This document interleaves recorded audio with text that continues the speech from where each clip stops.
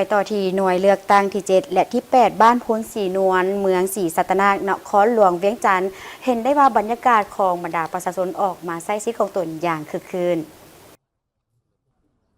ตอนเช้าของวันที่22กุมภาพันธ์2026ท่านเฉลิมไซกรมสิทธิ์กรรมการกรมการเมืองศูนย์กลางพรรครองนายกรัฐมนตรีพร้อมด้วยภรรยา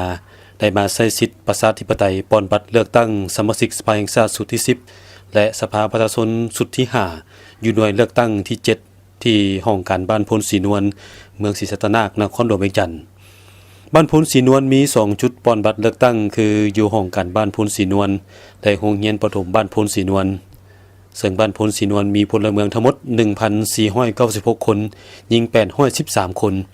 มีผู้มีสิทธิ์เลือกตั้งทั้งหมด 1,082 คนยิง615 คน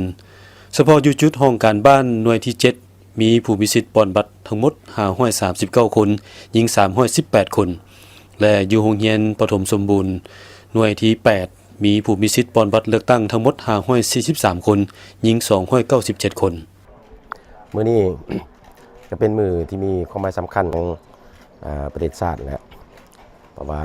เป็นบ้านเลือกตั้งตัวแทนของประชาชนลาวเพื่อประกอบส่วนเข้าในการสร้างสรรค์พัฒนาประเทศชาติโดยเป็นตัวแทนสิทธิ์ของประชาชนเขาอยู่ในสภาแห่งชาติฉะนั้นข้าพเจ้าก็อยากขอเชิญชวนให้พี่น้องพ่อแม่ประชาชนทุกคนผู้ที่มีสิทธิ์ในการปอนบัตรเลือกตั้งออกมาใส่สิทธิ์ของตนเพื่อเป็นกระบอกเสียงเลือกเอาผู้แทนผู้ตั้งหน้าของตนเข้าไปในสภาการ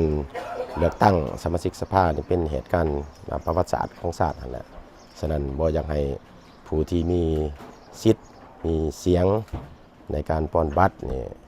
อยู่ซื่อๆเนาะฉะนั้นข้าพเจ้าก็ขอเชิญชวนพ่อแม่พี่น้องประชาชนทุกคนนั่นแหละออกมาใส่สิทธิ์ในการเลือกตั้งเอาบุคคลที่มีความรู้ความสามารถเอาบุคคลที่ดีเด่นเพื่อตั้งหน้าให้ตนเองเข้าไปเป็นสมาชิกสภาใน5 ปีต่อหน้านี้การปอนบัตรครั้งนี้ประชาชนภายในบ้านก็พร้อมเพียงกันมาใช้สิทธิประชาธิปไตยของตนเพื่อมาปอนบัตรและรักษาได้ความเป็นระเบียบเรียบร้อยและโปร่งใสสงบปลอดภัยวันเลือกตั้งครั้งนี้เขตเลือกตั้งที่1นครหลวงเวียงจันทน์มีผู้ลงสมัครเลือกตั้งทั้งหมด25 ท่านเลือกเอา19 ท่านและสมาชิกสภาประชาชนนครหลวงสุดที่5ประจำเขตเลือกตั้งที่1มีทั้งหมด7 ท่านเลือกเอา5 ท่านเรียกร้องเชิญชวนพ่อแม่ประชาชนภายในบ้านพลศรีนวลเฮาให้มาใช้สิทธิ์เลือกตั้งเอาผู้แทนที่จะมาพัฒนาบ้านเฮาหั่นแหละบ้านเมืองของเฮาให้มันมีความเจริญก้าวหน้าหั่นแหละเนาะประชาชนหลายคนได้แสดงทัศนะในบ้านเลือกตั้งในครั้งนี้ว่ารู้สึกภาคภูมิใจและดีใจที่ได้มาใช้สิทธิประชาธิปไตยของตนเลือกเอาผู้ที่มีความรู้ความสามารถมีมาตรฐานเงื่อนไขครบถ้วน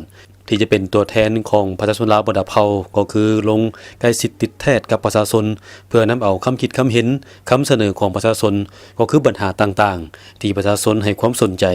เป็นต้นปัญหาปรากฏการณ์ย่อท่อต่างๆที่เกิดขึ้นในสังคมนำไปเสนอต่อสภาแห่งชาติเพื่อก้าวไปสู่การปรับปรุงแก้ไขให้เป็นรูปธรรมแนวใส่ประกอบส่วนพัฒนาประเทศชาติให้เจริญก้าวหน้าและรุ่งเรืองศรีวิไลรู้สึกเป็นเกียรติมีความภาคภูมิใจเป็นอย่างยิ่งที่ได้ออกมาใช้สิทธิ์เลือกตั้งเชิญชวนบรรดาพ่อแม่พี่น้องประชาชนพวกเฮาหมดทุกท่านจงออกมาใช้สิทธิ์เพื่อไปเป็นตัวแทนพวกเฮาอยู่ในสภาแห่งชาติและสภานครหลวงเฮ็ดหน้าที่ของตนรับใช้ชาติรับใช้ประชาชน